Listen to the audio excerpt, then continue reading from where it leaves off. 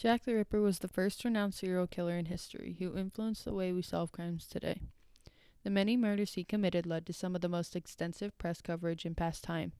This case brought together multiple police forces that collaborated on solving the mystery, including the Metropolitan Police and the CID-H Division Whitechapel Police. This changed the manner in which Britain went about solving crimes. Learning from Britain's ways, America adapted to follow their template. London, the economic and commercial epicenter of England. A city bustling with activity and tourists.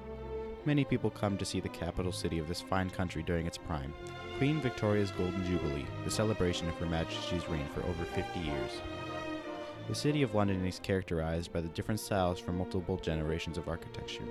The tourists fill the city, and the events in the near future draw even more visitors to the metropolis, specifically the East End. The East End, also known as Whitechapel, is a slum. The few open houses in Whitechapel are crowded, with often more than 20 people in a house. Those who cannot afford to stay in the houses sleep on the streets. These poor living conditions give Whitechapel the highest death rates in all of London. In order to survive, many women turn to prostitution, but no one pays any attention to the prostitutes or their customers on that night. We know with Jack the Ripper that people have speculated a lot about different people that they think were the perpetrator, and that can be a bad thing to do. At around 3:40 a.m., a young carriage man named Charles Cross walks along Bucks Row. As he makes his way through the darkness, he notices a bundle lying on the ground.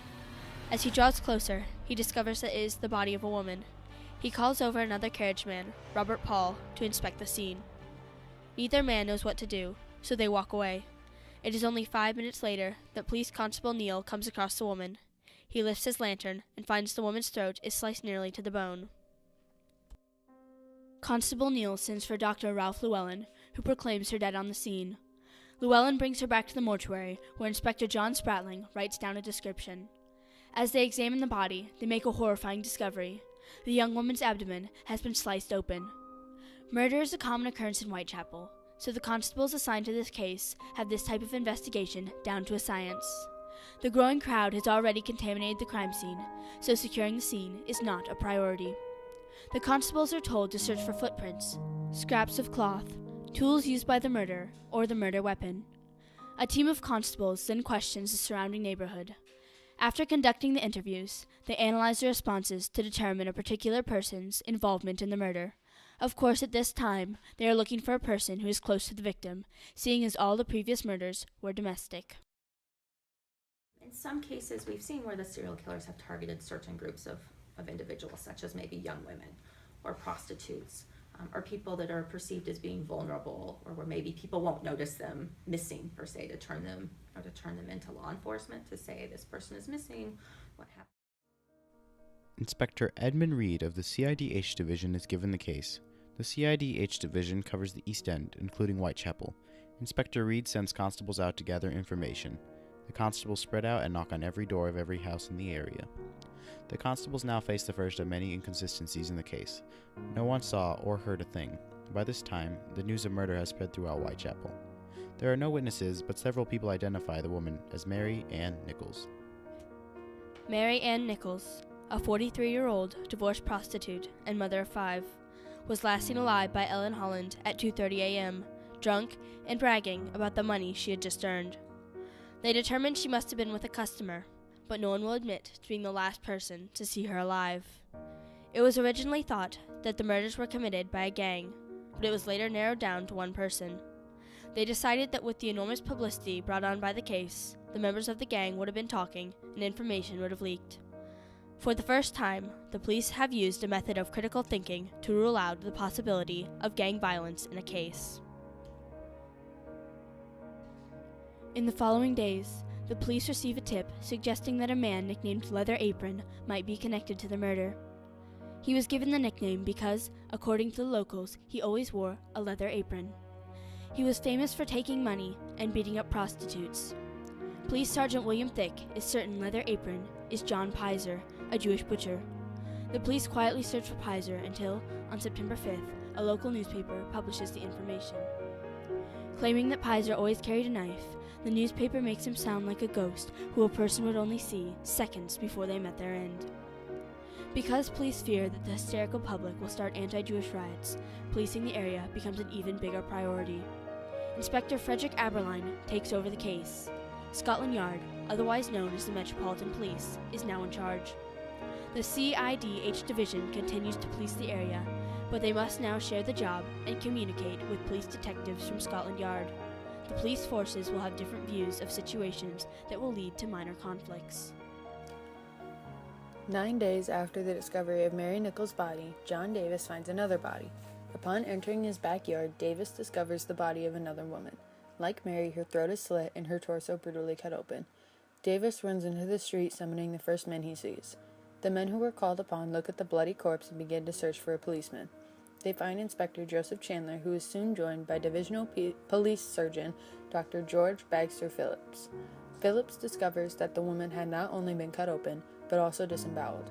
He concludes that the disembowelment was done with such speed and precision that the killer must have had special anatomical knowledge. Phillips takes her body to the mortuary, and the constables begin door-to-door inquiries. As news of the murder reaches the public, the people realize that this is no ordinary killer. The woman is finally identified as Annie Chapman, a 47-year-old widowed prostitute. She was last seen at 5:30 a.m. by Elizabeth Long, who reportedly saw her talking to a man along Hanbury Street. Police now have to adjust the methods they used to solve the crime. They cannot find any common links between the victims, besides the fact that they are prostitutes. Police constables use unique undercover methods to approach the killer. Constables dress up in bonnets and dresses in an attempt to fool the killer into approaching them. This was not the first time undercover methods were used, but using unique methods such as this was not common and continued developing after the case. Plainclothes constables also begin to patrol the streets. The constables take over 2,000 statements and arrest at least 80 people in connection to the murder. By evening that same night, Jay Best and James Gardner see Elizabeth Stride, a 44-year-old prostitute, and a man kissing in a doorway on Settle Street. Israel Schwartz claims to have seen a man attacking a woman in Dutfield's yard. 20 minutes later, Elizabeth Stride's body is found there. Her throat is slit, but that is the only visible wound. Stride is removed to the mortuary, and a half an hour later, Constable Watkins finds the body of Catherine Eddowes, a 46-year-old prostitute. Eddowes was last seen by Joseph Lewend with a man on Duke Street. Lewend describes the man as in his mid-30s and 6 feet tall. Eddowes' throat is slit, and her face and torso mutilated. Part of her apron is also missing. A few hours later, the city police find the rest of Eddowes' apron, as well as a message on the wall. The Jews are the men that will not be blamed for nothing. The city police are convinced that this message has something to do with the murders, and the Metropolitan Police want to wash it away. Before either side can agree, it is erased. The terrified public waits for more murders. The people live in terror. The media takes full advantage of the murders. They suspect everyone and have many articles in which they suggest different people as the murderer. They use both factual and fictional information to create a profile of the killer. The police and media use the information they knew about the killer to create a profile. Profiling is a professional practice that is widely studied and used to aid in modern crime solving. Today, profiling is mainly used by investigative officials to better understand and search for a criminal. In 1888, the first profile was created. Using known information, officials determined that Jack the Ripper was single and worked the day shift of a job at least 5 days a week. This was as far as the police could go with their limited technology and resources. As profiling has developed, the police have developed technology and statistics to diagnose a criminal with mental illnesses, predict IQ, gender, and social status. On November 9, John McCarthy goes to one of his tenants' rooms to collect her month's rent. The door is locked, so he peers through the window. Upon looking through the window, he discovers the mutilated body of Mary Jane Kelly, a 25-year-old prostitute.